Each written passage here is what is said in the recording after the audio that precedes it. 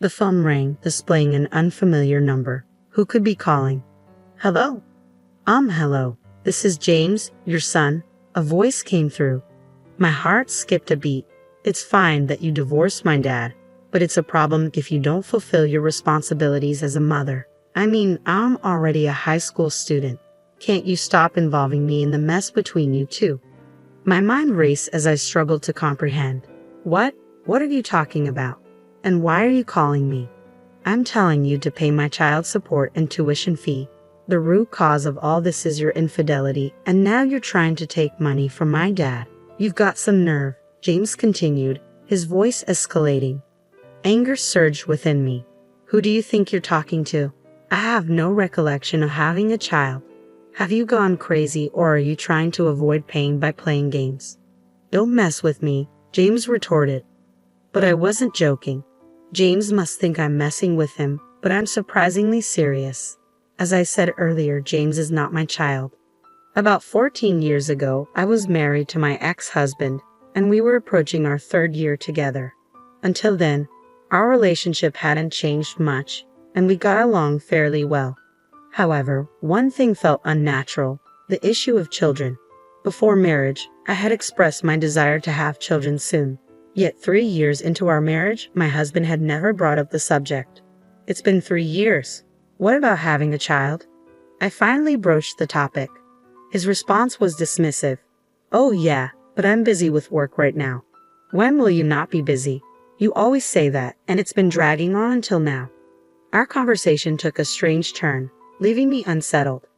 I hadn't suspected him of cheating. I was simply trying to convey that if his behavior persisted, suspicions would inevitably arise, yet for some reason, he appeared flustered, as if concealing something. This prompted me to delve into my ex-husband's activities, unveiling the truth behind his words and actions.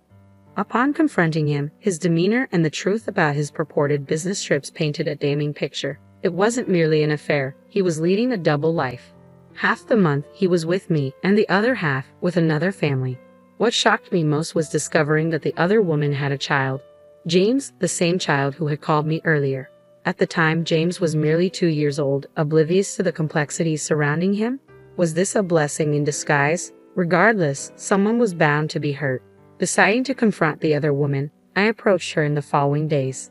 Despite her immediate recognition of me, her demeanor was hardly welcoming.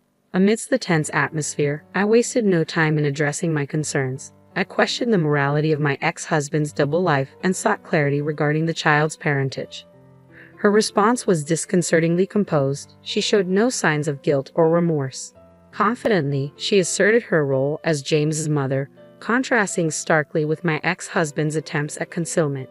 Feeling somewhat overpowered by her unwavering demeanor, I pressed on, inquiring about her plans for the future. I have no intention of altering my current lifestyle. I'm content with it. However, I can't shake the feeling that he has no desire for more children. Why is that? When I informed him of my pregnancy with James, his reaction was less than enthusiastic. His response, that it wasn't the right time for a child, left me wondering if my pregnancy was merely happenstance. It made me question whether he harbored any desire for fatherhood at all. Despite his claims of loving children, his reluctance to embrace the news of our impending parenthood was puzzling. Upon sharing my doubts with the other woman, she offered a knowing smile. Isn't it curious? You who desire children conceived, while I who lacked such desire did not. Can we truly say he loves children? I wanted to refute her claims, but doubt crept in. Was his declaration of love for children sincere, or merely a facade to charm me? I couldn't be certain. The woman's words lingered in my mind, casting doubt on my convictions. It seemed my ex-husband was now contemplating the prospect of children, a notion he hadn't entertained before. As I pondered her assertions, her unwavering confidence left me feeling despondent. Days later, I took decisive action, filing for divorce and expressing my intention to seek a fair division of assets. He probably learned about me from the other woman. My husband accepted everything without questioning, even our divorce and my claims. In the end, I pondered why he had married me. That remained my sole curiosity until the very end. On the day I packed my belongings and left our home, I finally asked him the burning question: why did he marry me? I'm not sure. I don't really understand it myself, he admitted. I pressed further, wondering why we had tied the knot in the first place. "You're right. We shouldn't have married at all," he confessed. "We made a mistake. But Susan, you know I married you because I loved you. We just made the wrong choice. Let's strive for a better life from now on. Thank you for everything." With a heavy heart, I responded, "Thank you too. I'll pray not to choose someone like you in the next life." And so we parted ways. I embraced my newfound single status, seeking a fresh start. I changed jobs and relocated to another state, approaching everything with a renewed perspective. It was a challenging but ultimately enriching experience. Occasionally, I received administrative messages from my ex-husband, but we never shared details of our lives. He had his path, and I had mine. However, after a decade of silence, I received an unexpected call from James. I pondered the reason behind James's call, but never anticipated his demand for child support and school fees. James, the product of an affair between my ex-husband and another woman, had no legal claim on me. Despite my attempts to explain this, he refused to listen. "Shouldn't you feel ashamed as a mother?" he accused, hurling hurtful words my way. Though his words grated on my nerves, I refrained from displaying anger, knowing it would only hinder communication. After a few moments, I seized the opportunity to speak. "Firstly, how did you even get my number?" I questioned. "Obviously from your dad. Our family has been facing financial hardships, leading to struggles with school fees and Sarge. Dad blamed you entirely, painting me as the villain. But that's not the truth." His revelation struck a chord, explaining his anger. Yet it infuriated me to realize my ex-husband had deceived James, manipulating him against me. Dealing with this post-divorce ordeal was tiresome, but I couldn't ignore James's plight. Despite being a stranger to me, his innocence demanded compassion. Since then, I've remarried and have a child with my current husband. As a parent myself, I couldn't turn a blind eye to James' predicament. Feeling a sense of responsibility towards him, I resolved to begin by revealing the truth. At 16, James was old enough for an adult conversation. "James, everything I'm about to tell you is the truth," I began. "If you need proof, I can provide a DNA test. Will you listen?" He nodded. I explained to James that we weren't parent and child and that I had divorced his father over a decade ago. Initially skeptical, James's demeanor shifted as I unveiled the facts. "If what you're saying is true, then why did Dad make me call you?" he questioned. James went on to reveal that he contributed financially by working part-time, with his father managing his earnings. Despite the family's financial struggles, James remained understanding and cooperative. "But haven't you ever wondered why they can't pay for your school fees?" I asked. James admitted to suspicions regarding his father's handling of finances, prompting me to consider investigating further. With James's consent and a promise to keep our conversation confidential, I embarked on a 3-week investigation into my ex-husband's affairs. "And keep the contents of our call today a secret from your dad, okay?" I requested. With his assurance, I commenced my inquiry into my ex-husband's actions. I enlisted the help of a private investigator and anxiously awaited the findings. Some might deem my actions excessive, but my sole motivation was James's well-being. I cared little for judgments labeling me as overly invested in someone else's affairs. When a child's welfare hangs in the balance, indifference is not an option. Amidst my determination to uncover the truth, my disdain towards my ex-husband simmered. His deceit towards his son fueled my anger, intensifying with each passing day of the investigation. After 3 weeks of anticipation, the investigator's report arrived, delivering a blow that left me reeling. Anger coursed through me as I learned the extent of my ex-husband's deception. Contrary to James's belief, my ex-husband wasn't a full-time employee but a temporary worker, recently laid off and now frequenting the unemployment office and casinos. His appearances in business attire masked his desperate job hunt, a far cry from the stable image he projected to his son.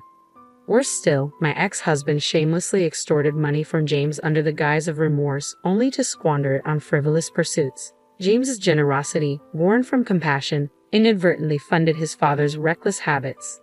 This revelation fueled my indignation. Such exploitation of a child's trust was unforgivable. With a determination to address James' situation, I reached out to my ex-husband's mother. Thankfully, I hadn't deleted her number. "Hello," she greeted, surprised by my call after such a long silence. "Mother-in-law, could we talk for a moment?" I requested, feeling a mix of apprehension and resolve. I explained the current predicament, sharing the truth about my ex-husband's actions. Despite our limited interaction during my marriage and subsequent divorce, I knew that my ex-husband's mother and her sister harbored no fondness for him. To my relief, she remained composed, seemingly understanding of my intentions. "I understand now. Thank you for telling me," she responded, her tone tinged with disappointment. As I recounted the details, I sensed her anger simmering on the other end of the line. "It all makes sense now," she remarked, her voice heavy with realization. I hadn't been informed about James's birth because he was a product of his affair. He brought James around a few times, but you had just given birth and didn't want visitors, so he instructed us not to contact you. Moved by her empathy, I expressed my gratitude. "I'm happy now because James shows his face every once in a while. He might be born out of infidelity, but that's not his fault. I plan to stand by him from now on. You're such a wonderful grandmother," she concluded warmly. With her support, I felt a glimmer of hope for James's future. I felt a sense of relief, which prompted me to reach out to my ex-husband's mother with an unexpected proposal. I asked if she and her husband would be willing to take in James. Of course, she agreed readily. He's been working so hard at his part-time jobs, but his father squanders his earnings on slot machines. It seems I'll need to have a serious talk with him. We shared a chuckle, acknowledging James's admirable but misplaced efforts to support his father. My mother-in-law expressed her desire for James to live a carefree life with us. With her determination to raise James, his situation seemed to be on the path to resolution. However, there was still the matter of confronting my ex-husband. Arranging a meeting, I met him at a coffee shop, noting his disheveled appearance compared to before. "I didn't expect to hear from you," he remarked casually, unaware of the bombshell awaiting him. As he spoke of his financial struggles and deception, I seethed with anger. But before I could confront him, my mother-in-law, her sister, and James approached our table, having overheard his confession.